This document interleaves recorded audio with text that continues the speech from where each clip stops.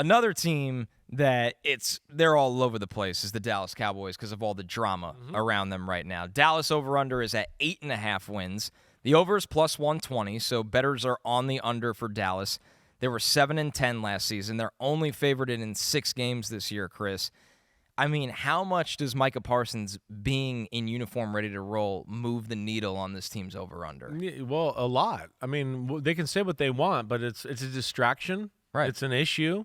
He's the best player on their team, right? They've got some new parts on their defensive side of the ball. Trayvon Diggs is not 100% healthy, right? Deron Bland, I know he's really damn good, but one of the reasons those two have been really damn good on the outside is because they've had a pass rush that gets after the quarterback, and the quarterback can never hold the ball too long. So you can peek in the backfield and jump on routes and do stuff like that when you have that thing going, like that type of stuff going on. The Cowboys have just totally bungled this whole situation. I'm been on with Florio every day. I talk about it a little bit. I don't understand it. Jerry Jones is messing up. He's been disrespectful. I don't know, again, what he was doing this past weekend with Michael Irvin, saying all this stuff again with Micah Parsons. You think that's making the situation better? No. And couple that, and I'll echo what I said today with Florio on PFT. I know, one, he's serious about leaving there. Most people in the league think it is a broken relationship, that it is over, that he does not want to be there. That is the prevailing thought. I could tell you from friends all over the league that they think, it might be broken beyond repair there in Dallas. That's kind of the word going on right now. Now, I don't know what that means, but yeah, with all that, I know they can be dangerous. The wide receivers, the offense has some potential. The one thing I'll say about Brian Schottenheimer is I think he's got some really good run game ideas and the way they do that. That's where I think we could sleep on them a little bit. But I'm going to take the under here too, but not by a lot. Right. I think Dallas is still a pain in the ass, even with the Micah distraction. Right? I think there's enough playmakers there. I think with the way Schottenheimer runs the ball, I think Dak, if there's one thing I do like about Dak, is he'll stand in the pocket and throw the ball down the field to Pickens and CeeDee Lamb. And I think they could be dangerous that way. I don't know if I'm going to pick them in the playoffs or anything like that. I'm not expecting that. But I'm going to say under, but just barely under. Outside of not having a workhorse back or a clear-cut running back, this offense, I think, is really good. Exactly right. Really good. You got the star receiver. You got the number 2 in Pickens. I think the line has a lot of talent. Exactly right. I like Dak. I like Ferguson. They don't have the guy in the backfield, so they'll kind of piece that together. Jaden Blue popped a little the other day. He's got the speed as a pass catcher, which is a big role in this offense. Chris, until you sign off for me that Micah Parsons is back ready to roll, I can't pick them 9+ wins right now. I think you said, he's the best player on their team. He's probably the best player in the division.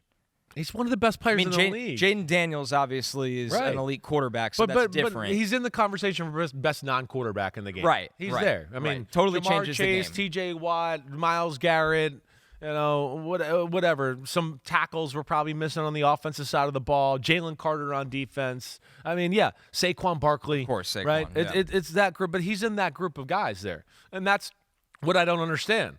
We bent to Dak Prescott. We bent to CeeDee Lamb. We bent to Ezekiel Elliott. And I want to go, wait, the one guy that is it's unanimous, everybody thinks he's awesome. Those guys I just mentioned, you could go around the league and people will feel different ways about them. Micah Parsons, again, I think him and Von Miller are the only two people I've heard in the last 30 years kind of mention the same breath as Lawrence Taylor. Okay, so this is a rare guy, and I don't get it, and I'm going to be very interested to see how this goes, because as I've said all along, Micah's not the kind of person that puts out those comments he did on X originally, unless he's already at a spot where he's like, I'm willing to make a change and leave here. I'm willing to do that. He's smart. He knows football. He knows business. He knows all of that. And, they're messing this up. And it bothers me. It bothers me with Jerry Jones not following the rules of the CBA. I don't like that. Owners seem to always tinker and not follow the rules of the CBA. The players got to follow it to a T. But the owners, we're supposed to have agents here. Well, I don't want to pay attention. I don't want to have an agent here. Well, no, that's the rule of the CBA, to have the agent there. Or they pay them. Right. That's why it's there. We've written that in. But you want to do that. Why? Because you want the advantage to yourself, as I've kind of gleefully said a few times. Of course you want to negotiate against Micah Parsons. And, of course, he'd like to tackle you in a tackling drill. That's about how uneven it is, right?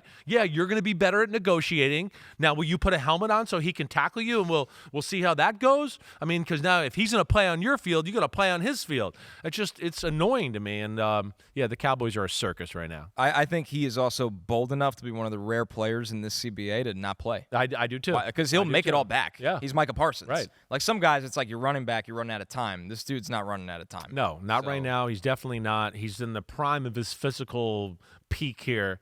If he did miss time this year or didn't play or whatever else, he's still going to be awesome the next year. I don't want to see that happen. But, yeah, they're testing him. That's for sure. Yeah, I'm going to go barely under there.